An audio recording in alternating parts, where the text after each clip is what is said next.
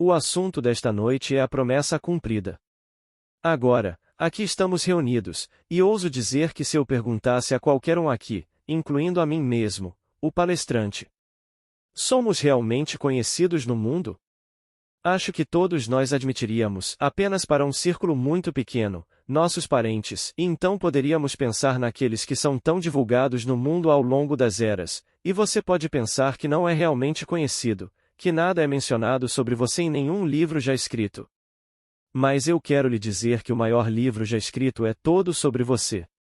A Bíblia é sua biografia. É também sua autobiografia, porque você a inspirou. Foi você quem a ditou, e é tudo sobre você, cada palavra nela. Você veio aqui para um propósito, e apenas um propósito, cumpri-lo. Você veio ao mundo para cumprir sua própria profecia. Então, você é muito mais conhecido do que qualquer um neste mundo, pois quando falamos do homem exterior, ele desaparece suas pequenas realizações, mas sua realização é descer ao mundo e conquistá-lo, e realmente se levantar da sepultura e retornar ao ser que você era, apenas aprimorado por sua vitória sobre a morte.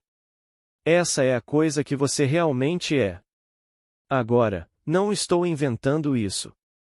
Eu lhe digo o que sei, pois tive a experiência. Não estou sozinho. A Bíblia é minha biografia, pois eu a cumpri. É sua biografia, e se você ainda não a cumpriu, você a cumprirá. Essa é a história da Escritura. Aquele de quem se fala nas Escrituras, ele disse. Todas as promessas das Escrituras encontram seu sim nele. Você pode pensar que isso se refere a alguém diferente de você que viveu há 2000 anos. É dito sobre ele. Ele está vestido com um manto, em sangue, e o nome pelo qual ele é chamado é a Palavra de Deus. E o Verbo se fez carne e habitou em nós. João 1:14. Não nasceu do sangue, nem da vontade da carne, mas de Deus. João 1:13. A Bíblia fala de 2 nascimentos no mundo. É contado da maneira mais gloriosa. Paulo conta no livro de Gálatas. Mas voltaremos à promessa como a encontramos em Gênesis, pois esta é a promessa básica nas Escrituras, uma promessa feita a Abraão. Agora, a palavra Abraão significa o pai das multidões. Ele era velho. Esta é a história, 100 anos de idade, e não tinha herdeiro, embora tivesse um filho, e o filho se chamava Ismael. Foi dito de Ismael que ele era um jumento selvagem, sua mão era contra todos os homens, e a mão de todos os homens contra ele. Mas ele nasceu de uma escrava, Agar, na casa de Sara. Sara era estéril, e ela tinha 90 anos e deixou de existir com ela segundo o costume das mulheres, Gênesis 18:11, tendo 90 anos de idade, e Abraão tinha 100, e não houve descendência dessa união. A palavra Sara significa princesa. E eles oraram ao Senhor por um herdeiro, não um nascido de uma escrava, e o Senhor atendeu sua oração, e disse: Você terá um filho, e o filho será o herdeiro, e você o chamará de Isaque. Isaque significa ele ri. Mas eles riram só de pensar que na idade deles poderiam ter um filho. E então a pergunta foi feita: existe alguma coisa difícil demais para o Senhor? Gênesis 18:14. E Abraão respondeu: não. Abraão acreditava que todas as coisas eram possíveis para Deus. Na hora marcada, a criança nasceu, e eles o chamaram como o anjo disse: chamem-no de Isaque, ele ri. Essa é a história. Agora a história, como nos é explicada no livro de Gálatas, que é considerado o livro mais antigo escrito no Novo Testamento, foi escrito 20 e tantos anos antes do primeiro evangelho, Marcos, e nisso ele conta a história. A promessa foi feita a Abraão e à sua descendência. Não diz descendências, referindo-se a muitos, mas referindo-se a um, e à sua descendência, que é Cristo. Gálatas 3:16. Ele afirma claramente descendência. A descendência prometida é Cristo, e foi prometida a Abraão. Então ele afirma: isto é uma alegoria. Gálatas 4:24, enquanto continua a explicar a história do nascimento. Ele disse que Abraão deu à luz um filho. Temos apenas um filho, a descendência, que é Cristo. Ele fala agora de dois filhos, um nascido de Agar, que ele compara a Jerusalém atual, e esse filho foi nascido de baixo, outro filho veio, nascido de uma mulher livre e nascido de cima. A que nasceu da escravidão traz seus filhos para a escravidão e é escravizada com eles, e a que nasceu do alto nasce de nossa mãe, Jerusalém, nasce para a liberdade. E novamente ele afirma que isso é uma alegoria. Tendo experimentado isso, posso lhe contar uma história. Você e eu nascemos de Agar, Ismael, como as vestes da carne. Todas essas vestes de carne e sangue são os filhos de Agar, nascidos na escravidão. Você é escravizado pelos corpos que veste. Dizem-nos as Escrituras. Eles entrarão em uma terra, e serão peregrinos ali. Eles serão escravizados, e serão oprimidos por 400 anos. Então, depois, eles sairão com grandes posses. 400 não são 400 anos como medimos pelo calendário. Estamos falando agora do grande mistério das Escrituras. Cada número tem um significado simbólico. 400 é simplesmente o valor numérico da última letra do alfabeto hebraico. Essa letra é Tav, a 22ª letra. Elas têm 5 outras letras, mas são repetições de 5 das 22 originais. A 22ª letra é a última letra. Seu valor numérico é 400, seu símbolo é o de uma cruz. Então, enquanto carregamos a cruz, esse fardo chamado forma humana indicando o corpo físico, somos oprimidos neste mundo. Somos escravizados pela cruz que carregamos. Quando sairmos, receberemos grandes posses, Paulo nos diz no 4º capítulo do livro de Romanos. A posse que é nossa é o próprio mundo. Não uma pequena parte do mundo, o mundo que herdamos quando saímos desta tribulação. Recebemos a promessa, e há uma diferença entre receber a promessa e receber o que foi prometido. Ao receber a promessa, somos declarados herdeiros, ao receber o que foi prometido, nós o aceitaremos e receberemos e obteremos nossa herança. Entre receber a promessa e receber o que foi prometido, para que realmente obtenhamos a herança, está a grande tribulação dos 400 anos. Quando se trata da obtenção real da promessa, sem nenhum aviso, de repente você entra em sua herança. E você entra em sua herança pelo segundo nascimento. Você é nascido do alto. Nascido da Jerusalém do alto, que é nossa mãe. No Salmo 87, é dito: o Senhor escolheu Sião. Sião é sua morada perfeita. Salmo 87. A palavra Jerusalém, a palavra Sião, a palavra Belém, a palavra cidade de Davi e a palavra cidade de Deus são termos sinônimos. Neste Salmo 87, é dito: o Senhor registra como registra os povos, e o Senhor disse: este e aquele nasceram aqui, e este nasceu ali. Nascido onde? Nascido acima. Se eu comparar, agora, isso acima a uma mente infinita, e você e eu somos células cerebrais na mente do sonhador, cada célula tem que nascer. E porque é uma com o sonhador, cada célula conforme se desdobra e explode, é o próprio sonhador. Ele está simplesmente trazendo à luz seu próprio ser. E você é esse ser. Então, longe de ser desconhecido, você tem a maior biografia do mundo. A Bíblia, o livro mais popular do mundo, eles não mencionam isso quando falam semana após semana dos livros populares, eles colocam no topo da lista o livro de ficção que mais vende, ou não ficção, e eles empalideceriam em insignificância em relação à venda de sua biografia. Sua biografia foi traduzida para mais de 1.200 idiomas, mais ou menos. Pegue todos os best-sellers juntos, e eles empalidecem em insignificância em relação à venda de nossa biografia, pois sua biografia é a Bíblia. Eu vim para cumprir a Escritura. Ver Mateus 5, 17. É necessário que a Escritura se cumpra em mim. Marcos 14, 49. E, então, começando com Moisés e a lei, e todos os profetas, com todos os salmos, ele interpretou para eles todas as Escrituras e coisas concernentes a si mesmo.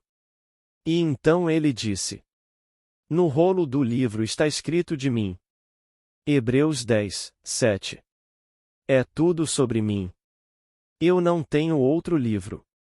Então vem o cumprimento da promessa, e a promessa é: você terá um filho, chamado Isaque. É como dizer: dê um nome a ele, ele ri. Bem, eu não posso te dizer a emoção que está reservada para você quando essa criança aparecer, apesar da sua idade, apesar da sua aparente esterilidade, de repente a criança aparece. Outros a encontram. Você a segura em seus braços, e no humor mais cativante que te possui, você olha para o rosto dessa criança maravilhosa e diz: como está meu querido? Ele explodirá no sorriso mais celestial. Ele ri. Bem, esse é Isaque. Então você saberá quem Abraão realmente é. Ele é o filho de Abraão em sua velhice. Eu tinha apenas 50 anos quando aconteceu, e ainda poderia ter gerado um filho, mas eu estava passando pelas tribulações por milhares de anos. Cheguei ao fim da jornada, e a jornada leva milhares de anos, por implicação, 6.000 anos, se você ler as Escrituras cuidadosamente. Pois Pedro disse quando lhe perguntaram: onde está a promessa da sua vinda? Porque desde que os pais dormiram, todas as coisas permanecem como desde o princípio do mundo. 2 Pedro 3, 4. E então Pedro respondeu que essas maravilhas virão, mas eles não sabem que um dia do Senhor é igual a 1.000 anos. 1.000 anos aqui são apenas um dia do Senhor. 2 Pedro 3, 8. Então, façamos o homem. Gênesis 1, 26. Em que dia? Oh, o sexto dia. Então, 6.000 anos vocês têm viajado. Vocês realmente desceram e anexaram esses corpos chamados homens. Vocês nunca foram esses corpos. Essas são vestimentas que você veste, e você é escravizado pela vestimenta que você veste. No entanto, somente quando você entra nessas vestimentas e as penetra e anexa os cérebros dessas vestimentas, você pode entrar neste mundo da morte. E ao entrar neste mundo da morte, você experimenta a morte, ou você não poderia ter morrido. Você é imortal, você era imortal, e você retorna à sua imortalidade. Você não pode morrer. Embora pareça que você vai morrer, eu lhe asseguro que você não pode morrer. Meu pai e minha mãe estão tão vivos para mim hoje quanto estavam antes de partirem deste mundo. Meu irmão Lawrence, que participou do meu drama da descoberta da criança, partiu há 4 anos, ele está tão vivo para mim, só que ele é jovem. Ele tinha 62 anos quando partiu. Quando eu conheço Lawrence agora, ele é jovem. E estranhamente, toda a inteligência do meu irmão, ele era médico, nada se perdeu. Mas ele é jovem agora, na casa dos 20 anos. Ele sabe o que aconteceu, e eu profetizei com ele. Lawrence, você será o próximo membro da nossa pequena família a ter essa experiência, porque você o encontrou. Meus outros 2 irmãos riram quando você disse: é o bebê de Neville, e você o encontrou naquele drama. Você fez o papel de Simon. Ó Deus, deixa-me partir segundo a tua palavra, pois os meus olhos já viram a tua salvação. Lucas 2, 30. E agora você tem direito ao desenvolvimento que está dentro de você. Todos no mundo inteiro terão isso. Ninguém falhará. Não me importa o que você já fez neste mundo. Não me importa o que você está planejando fazer, pode ser o ato mais desagradável do mundo, você é meu irmão antes que o mundo existisse. Efésios 1, 4. Você era o filho de Deus antes que o mundo existisse. E você foi chamado de seu filho e lhe disseram que você viria a este mundo e morreria, o quê? Como homens. Salmo 82, 7. Se você morre como homens, então não teria tido nenhum significado se você fosse um homem quando você foi abordado. Obviamente, se eu sou um homem, e os homens morrem, por que me dizem que eu morrerei como um homem se eu for um homem quando você se dirige a mim? Mas eu não era um homem e você não era um homem. Vocês eram filhos de Deus. Vocês eram todos filhos de Deus, e somente através do ato da crucificação seremos exaltados a Deus. Através da crucificação, os filhos se tornam o Pai. Se eu não fosse crucificado no homem, o homem indicando o corpo físico com os braços estendidos é uma cruz, eu não poderia ser elevado à exaltação do Pai. E porque no final só há Deus Pai, todos têm que ser elevados a Deus Pai. Então, a promessa já atingiu seu clímax, mas está acontecendo. Se eu pudesse apenas passar essa ideia para todo o vasto mundo que ouviria. Pense em um drama que está realmente acontecendo escrito no modo passivo imperativo, um comando para ser feito de forma absoluta e contínua, sem nenhuma referência à completude ou incompletude. E está acontecendo. A cortina não desce sobre ele. Está sempre acontecendo, sem nenhuma referência à sua posição no tempo, seja 1971 ou o ano 1, ou o ano 3000. Está sempre acontecendo. Não há referência à posição no tempo, nenhuma referência à sua duração ou repetição. Então, em 1959 o drama se repetiu. Onde? Em mim. Que drama? Aquele registrado nas escrituras no século I, quantas vezes aconteceu? Só posso acreditar que deve ter acontecido inúmeras vezes naquele intervalo, porque há bilhões de nós para despertar, e não consigo conceber por um momento que haja longos intervalos entre os tempos para todos despertarem. Mas nem todo mundo conta a história. O único que a conta é aquele que é chamado e então enviado. Ele é enviado com um propósito: tirar as cracas da história maravilhosa. A religião organizada simplesmente está encalhada, na verdade. Está encalhada na forma e nos interesses adquiridos. Eles têm tanto para cuidar no mundo de César que não há tempo para contar a história. Então, de vez em quando ele chama alguém que está prestes a ter a experiência. Você agora será enviado ao mundo para contá-la. E todos que são chamados têm o mesmo senso de não culpa, um senso de inadequação. Moisés disse: tenho um impedimento de fala. Não consigo contá-lo, não consigo falar. Ele disse: eu te enviei. Ele não se ofereceu, ele foi convocado. Quando Paulo foi chamado, Paulo disse: tenho um espinho no meu lado. Ele era inadequado. Ele não se sentia qualificado para contar. E ele disse: minha graça te basta.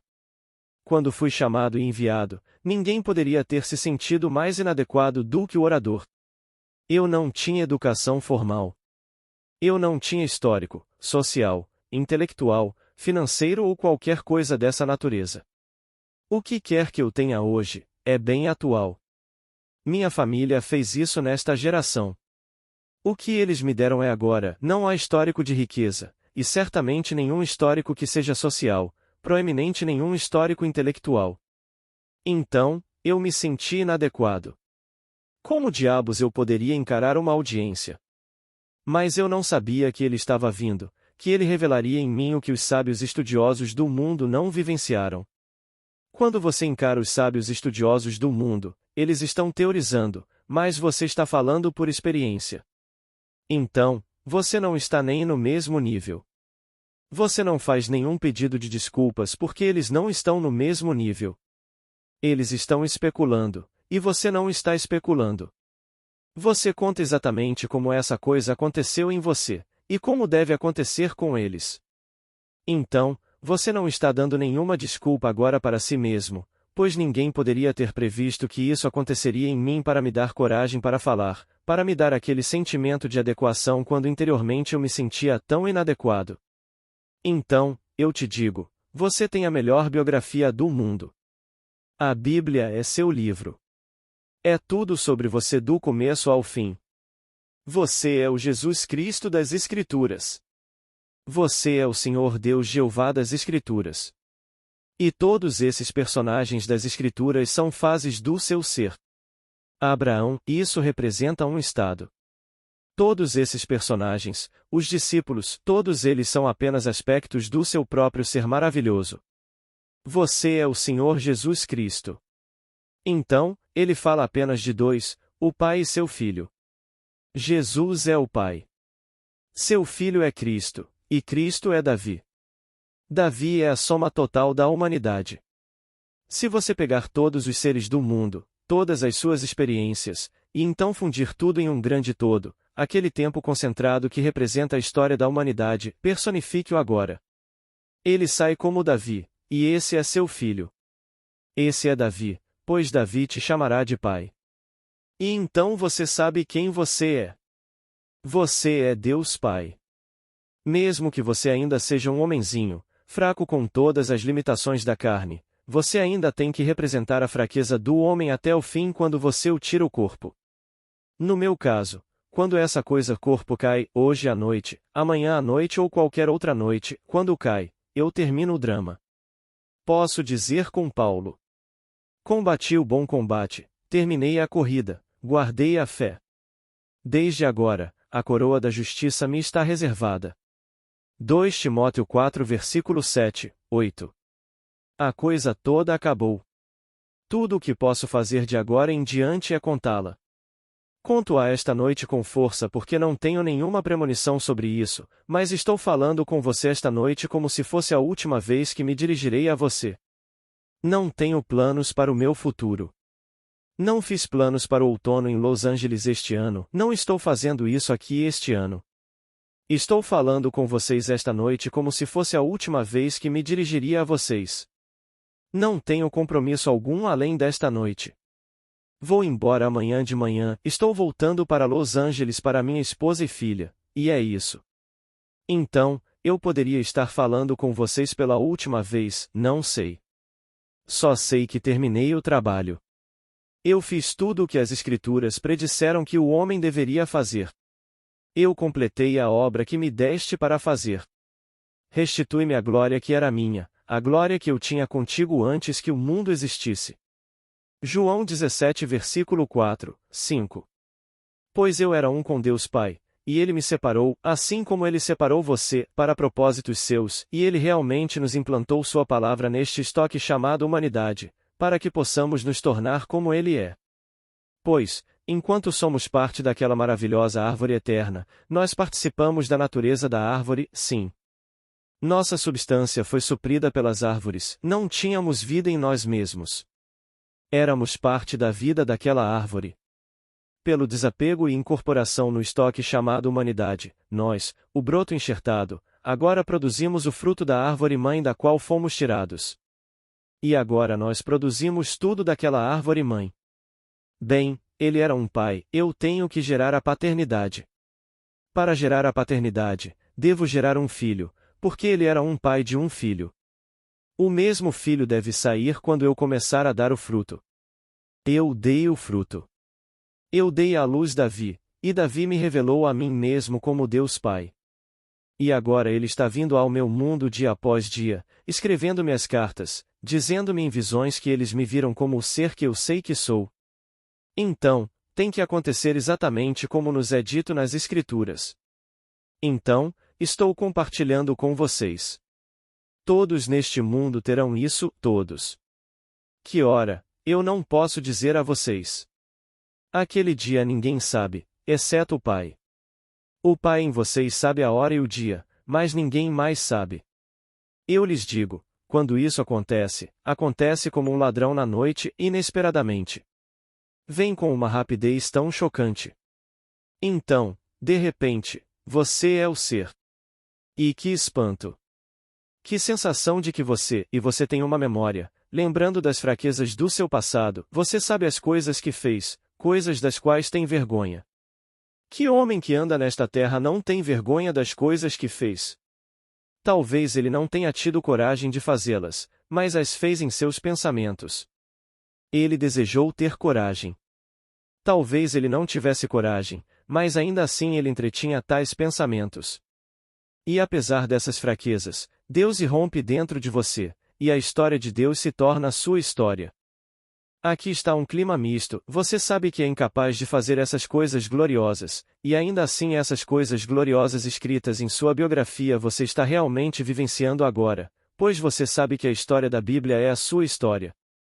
Então, eu lhe digo, ninguém jamais andou na face desta terra cuja história esteja escrita no mundo de César que esteja perto de sua biografia. Não me importa quem ele seja. Admiro o grande Lincoln. Tenho sua biografia de muitos que escreveram a história de Lincoln. Ele desaparece na insignificância quando você a compara à sua biografia, pois sua biografia é a Bíblia. Você pode obter uma biografia maior no mundo do que essa? É tudo sobre você, escrito no Salmo 40. Leia no Salmo 40. Salmo 40, 7. Tudo o que é dito naquele livro é sobre mim. E quando você ouve, não consegue conter seu entusiasmo. Você conta para toda a congregação e conta para o mundo, especialmente quando isso se desenrola dentro de você. Agora você fala por experiência própria. Você não está teorizando e não está especulando de forma alguma. Então, todas as promessas de Deus encontram seu sim, sua afirmação em você. E aquele de quem se fala está sentado aqui nesta audiência esta noite, vestido e envolto em um manto de sangue. Você não está vestido em um manto de sangue? Mas você não sabe seu nome, e o nome pelo qual ele é chamado é a palavra de Deus. Agora volte ao primeiro capítulo de João. No princípio era o Verbo, e o Verbo estava com Deus, e o Verbo era Deus. João 1, 1. Agora a palavra está separada da árvore da vida. O Verbo se fez carne e habitou em nós. João 1, 14. Ele o desprende. Deus arranca de seu próprio ser seu filho, para que todos se tornem como ele é, e ele realmente os enxerta, como nos é dito no livro de Tiago. Recebei com mansidão a palavra implantada. Tiago 1, 21. E, então, essa é a palavra, e você é essa palavra, esse esporo que agora está enxertado naquele estoque maravilhoso chamado humanidade. E, agora, quando você sai, você não carrega o fruto do homem, você carrega o fruto daquela árvore da qual você foi tirado, e esse era o próprio Deus. E a Bíblia lhe diz o fruto, então você segue o padrão. Quando você for para casa, se não hoje à noite, em um futuro não muito distante, pegue o livro de Hebreus. Cada capítulo cita o Antigo Testamento. Inúmeros versículos ao longo do livro citam o Antigo Testamento. Nenhum outro livro é citado, apenas a Bíblia, e essa Bíblia é o Antigo Testamento. Ela estabelece o padrão para você, o padrão mais maravilhoso do começo ao fim. Você verá, começando pelo próprio começo. Deus, antigamente, falou muitas e muitas vezes aos nossos pais, pelos profetas, mas nestes últimos dias falou-nos pelo Filho. Hebreus 1 versículo 1, 2. Então ele diz a você quem é esse filho. E a primeira citação que ele faz depois disso, de quem ele disse, e ele cita aquele segundo salmo. Tu és meu filho, eu hoje te gerei. Hebreus 1, 5. Lá ele está citando as palavras mencionadas por Davi. Então ele continua, e você recebe isso com fé. Então ele pega todo o capítulo 11, que é um hino em louvor à fé, e avança para o capítulo 12, e mostra a você esses personagens que não a receberam, mas ainda assim são sustentados pela fé da promessa, e eles estão avançando até aquele momento no tempo em que a coisa toda se desenrola dentro deles. Ele nomeia todos esses personagens maravilhosos nas Escrituras que a tiveram, que a aceitaram pela fé, mas não pelas obras, porque as obras não podem produzi-la.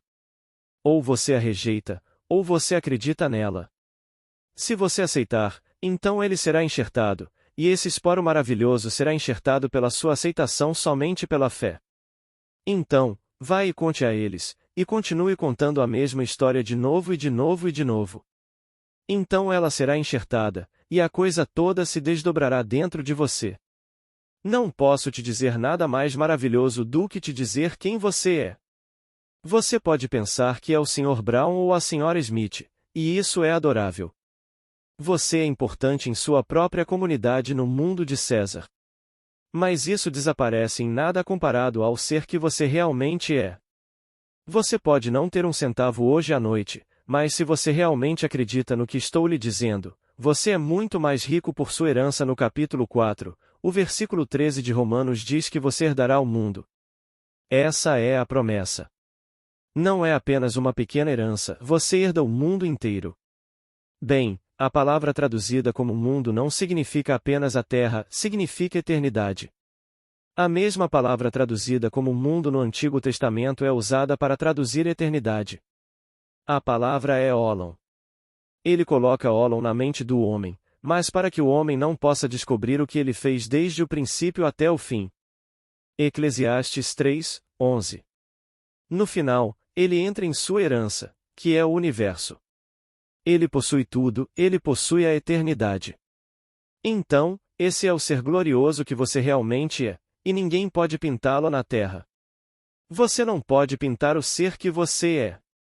Eu poderia começar, e como eu falharia seria miserável, a lhe dizer o quão glorioso você realmente é. Tentar descrever a glória do seu corpo, e é um corpo. Posso lhe dizer, isso não é uma fábula, é um corpo vivo, vivo que é tão completamente certo, é perfeito. Você não pode melhorar a perfeição.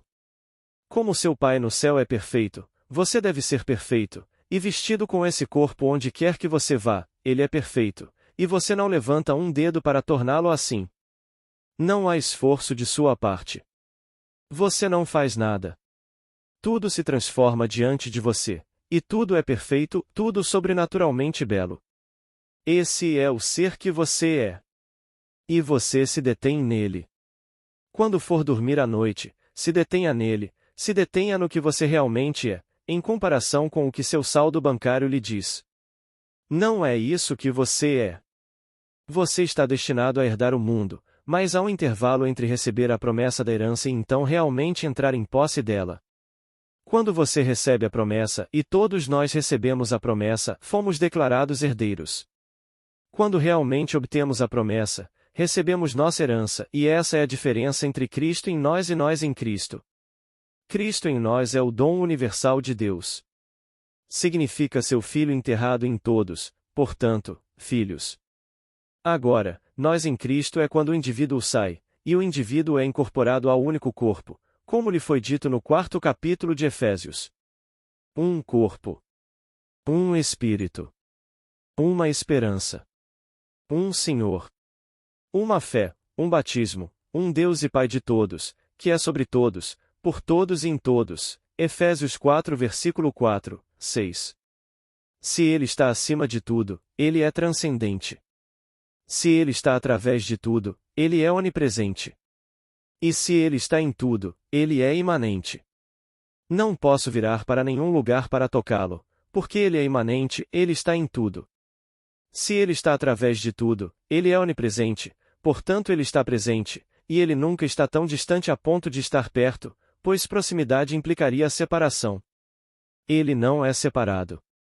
Ele não é apenas transcendente, Ele é onipresente e Ele é imanente, e Ele é o ser que você está destinado a ser. Apesar do fato de você ter um corpo, você ainda é onipresente. Você não pode descrevê-lo em termos tridimensionais, você não pode descrevê-lo no mundo de César, mas esse é o ser que você é. E onde quer que você esteja, você é perfeito, e o mundo é perfeito. Então, posso dizer-vos por experiência própria que a promessa feita no princípio dos tempos, antes de começarmos a viagem, e se alerem com atenção, irão lê-la com estas palavras. E um sono profundo, profundo caiu sobre Abraão, e ele dormiu. Uma escuridão desceu sobre a terra, e um sono profundo caiu sobre ele e ele dormiu, e enquanto ele dormia, então o Senhor falou, e deu aquele prenúncio, seus descendentes irão para uma terra estranha, uma terra que não é deles, e eles serão escravizados, e eles serão oprimidos por 400 anos. Depois eles sairão com grande herança. E então vem a declaração da promessa da criança. Como saberei? Ele vai rir. E não consigo descrever o riso da criança, assim como não consigo descrever a beleza de Davi. Sei que grandes escultores tentaram o melhor que puderam para pintar e esculpir Davi. Eles não conseguem, ele é lindo demais. Você não consegue descrever a beleza, que é a essência das experiências de ser homem. Tudo sai como um ser, um jovem, um eterno jovem. Ele não é um velho. A eternidade é juventude, mas o homem o pinta como um velho, velho homem, e ainda assim a eternidade é eterna juventude, e é Davi. E esse é o resultado da sua opressão no mundo de César. E tendo chegado ao fim, eu compartilho isso com você. Ninguém vai cantar.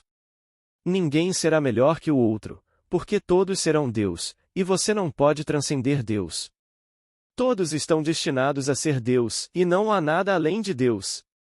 Agora, sendo esta a última noite, e pode ser minha última noite no sentido literal da palavra, vamos, depois do silêncio, trazer qualquer pergunta que esteja em sua mente para esclarecer a noite ou o que você quiser das últimas 10 palestras. Agora, vamos entrar no silêncio. Perguntas do público. Pergunta da senhora Berril.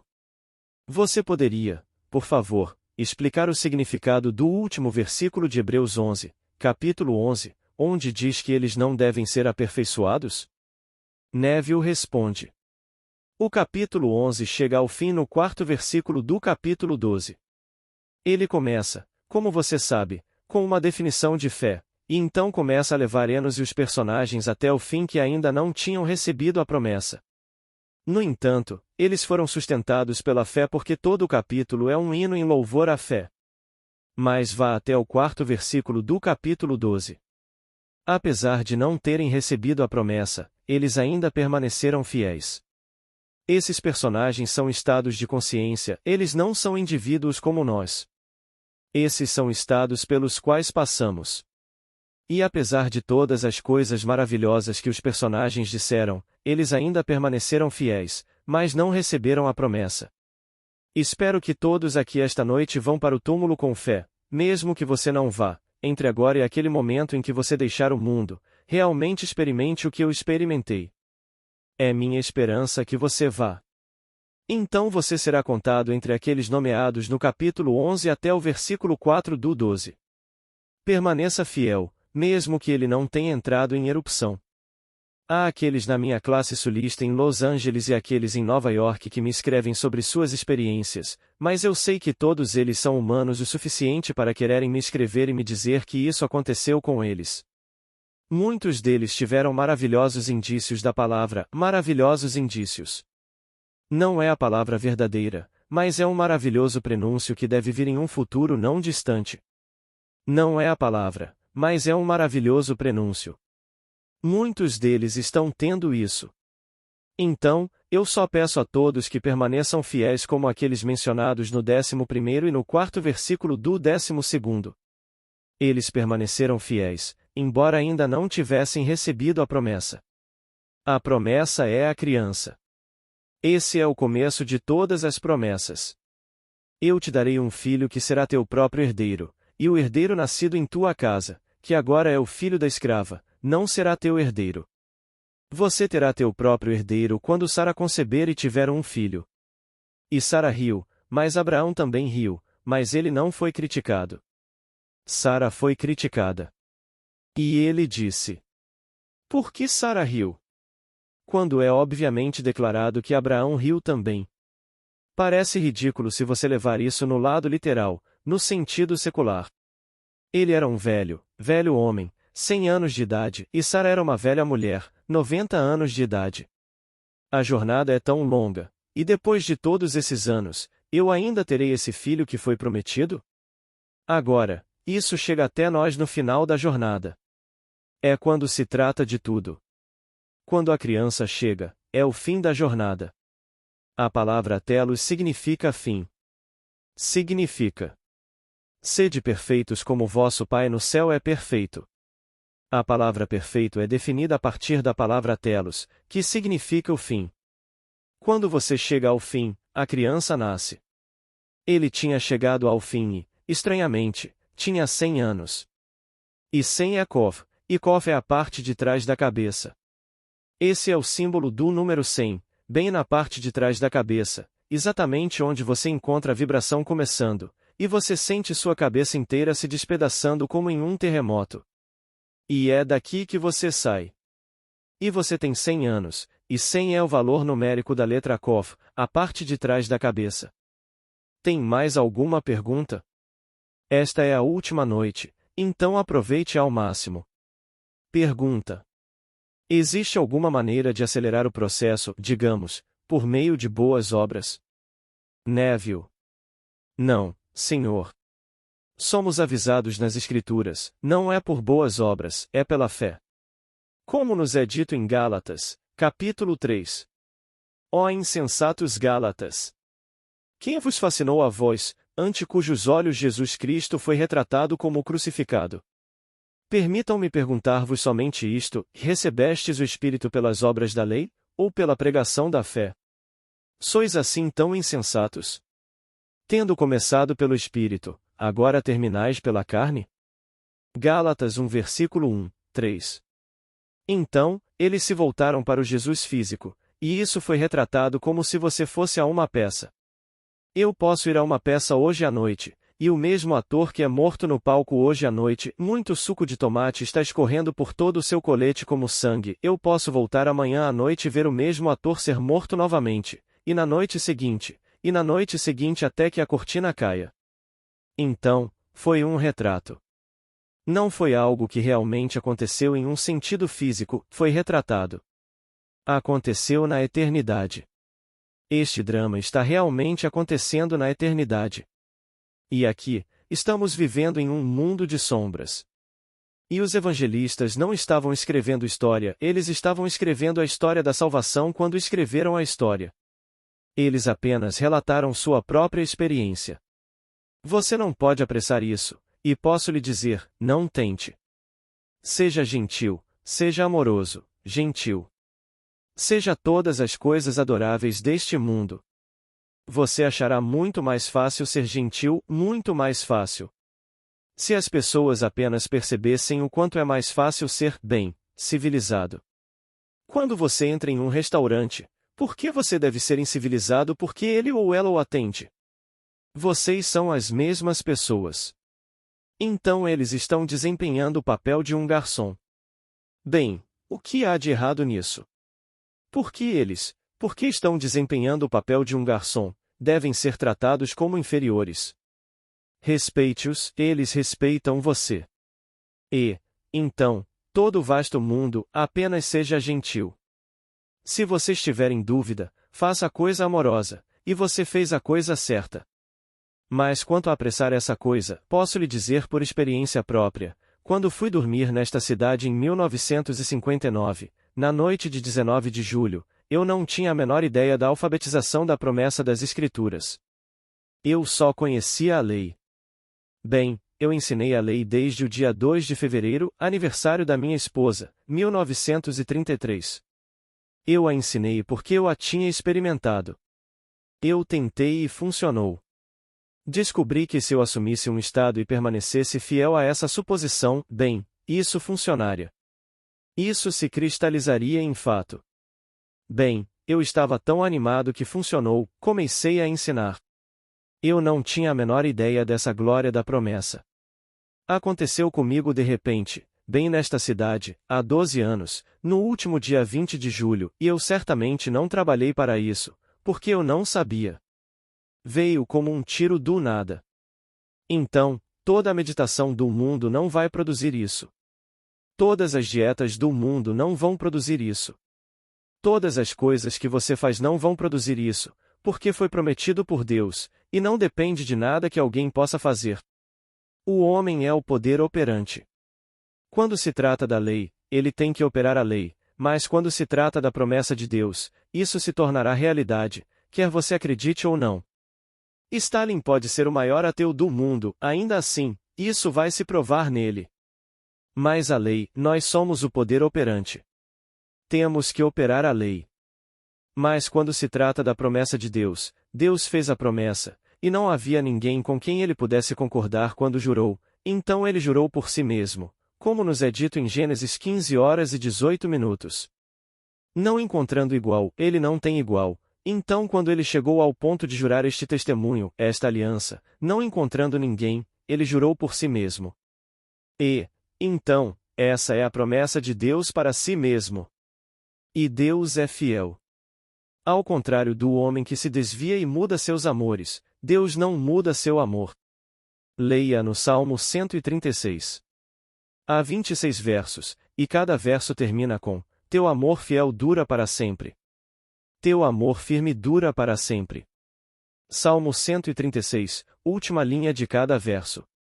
26 vezes essa linha é repetida. E Shakespeare disse isso tão lindamente em seu 116º soneto. O amor não é amor que se altera quando encontra alteração. Agora, todos nós somos culpados dessa violação.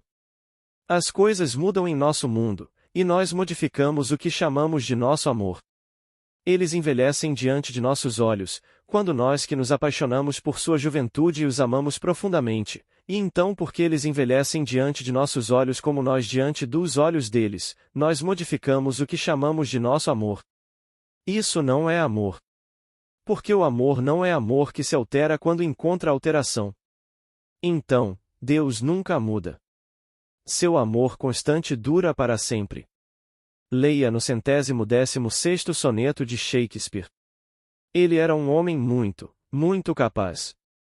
Lemos todas essas coisas maravilhosas hoje. Vá primeiro à Bíblia para encontrar a fonte, e se você não a encontrar lá, vá a Shakespeare. Todos esses chamados pensamentos originais dos homens de hoje, eles são todos plagiados. No entanto, no final, tudo, o pensamento mais original do mundo, é plágio divino, porque é tudo Deus. Então, o pensamento mais original do mundo é apenas plágio divino. Quando você o torna seu pela crença, ele é seu. Qualquer coisa que eu já disse, se você realmente acredita nisso a ponto de, em seus sonhos, agir sobre isso, é seu. Não diga que é de Neville, é seu. Quando você realmente, em seus sonhos, começa a pensar da mesma maneira com as mesmas crenças, as mesmas convicções, é seu. Eu cito a Bíblia, e você sabe qual passagem estou citando, mas ela se torna uma parte tão grande de você, que você sente como se tivesse escrito, que você tivesse ditado. É uma parte de você. É todo seu. Pergunta. Suponha que você estivesse criando uma cena linda com uma pessoa envolvida em uma situação amorosa, mas repetidamente isso é quebrado por alguma memória desagradável. Existe alguma maneira de superar essa tendência negativa? Neville. Meu caro, essa pergunta foi feita há 2000 anos e respondida dessa maneira. Senhor, quantas vezes devo perdoar meu irmão? 70 vezes 7? Mateus 17, 21. Você não multiplica 70 por 7. Ele responde. 70 vezes 7. Mateus 17, 22. Bem, se você pegar 7 é a espada, Sião é o nome. 70 é o olho até que o olho seja único, e você não pode se mover de nada além da visão. Ele guardou a visão divina em tempo de angústia. Se você guarda a visão divina em tempo de angústia, William Blake, o olho se torna único. Isso é 70 vezes 7. O interlocutor. Não importa o que ele tenha feito. Neville. Ah, sim, não importa. Não consigo conceber minha filha Vicky, realmente não consigo conceber que ela pudesse fazer algo que me fizesse me afastar dela. Não consigo. Eu a vejo com um cachorro. Ela tem um cachorro americano. Não tem pedigree nem histórico. Ela o levou para a aula de obediência, onde todos os outros cachorros que custam fortunas têm pedigrees maravilhosos, mas ela não se importou. Esse era o cachorro dela. Ela andou com eles também. Então, quando chegou a hora da formatura, eles tiveram que dar a ela algum tipo de certificado, mas o que dar? Então, o homem muito docemente disse, ele é um cachorro tipicamente americano. Mas, sabe, eu não posso criticar aquele cachorro na presença de Vicky por qualquer coisa que ele faça, porque o que quer que ele faça, é minha culpa. Você não pode criticar o cachorro. Ela o chamou de Stanley, e Stanley, se ele chega em casa e por algum motivo ou outro se comporta mal, bem, se ela se atrasar para chegar, eu faço a limpeza. E se eu contar a ela quando ela chegar o que ele fez, a culpa é minha. Você não o levou para passear quando deveria. Eu deveria tê-lo levado para passear antes de fazer isso, e ele não teria feito isso. Pode ter vindo da frente dele, talvez ele tenha comido algo que não lhe agradou, mas a culpa é minha. E se vier dessa forma, ela dirá: você não deveria alimentá-lo tanto. Você não pode criticar Stanley para Vicky. Isso é amor. Ela realmente deveria ter uma fazenda tremenda. Ela deveria se casar com um homem que ama animais. Essa é sua grande paixão. Agora, isso é realmente amor. Ela tem uma amiga que divide a casa dela. A outra não pode trocar o papel dos pássaros. Ela tem pássaros. Então, quando Vicky vai embora, a outra não pode cuidar dos pássaros ou do cachorro. O que elas fazem? Elas os trazem para minha casa. Eu tenho que pegar os passarinhos e trocar o papel e dar água e comida para eles, e então, é claro, eu tenho Stanley comigo. E eu moro em uma casa onde meu contrato diz, sem cachorros. Mas isso não a afeta em nada. É isso que eu quero dizer com amor. Quando amamos alguém, como você ama uma criança se você tem uma filha ou um filho, quando você sabe que eles fizeram algo que, bem, você não tem orgulho disso, por outro lado, você os ama, e isso é tudo que importa. Que ninguém os critique. Você pode dizer algo com ternura, mas você não quer que nenhuma terceira pessoa passe nenhuma opinião. É entre vocês dois, e é assim que eu me sinto sobre isso. Quando você ama, bem, você simplesmente ama. É só isso. Quando Deus ama, Ele nunca muda, não na eternidade. Ele se apaixonou por seu filho, e você é seu filho, pois na ressurreição, o homem está acima da organização do sexo, como nos foi dito no livro de Gálatas. Não há grego, nem judeu, nem escravo, nem livre, nem homem nem mulher. Todos somos um em Cristo. Gálatas 3, 28. E, assim, ele se apaixonou por seus filhos e chamou seus filhos de longe, e ele os está chamando, um após o outro, e seu amor permanece firme.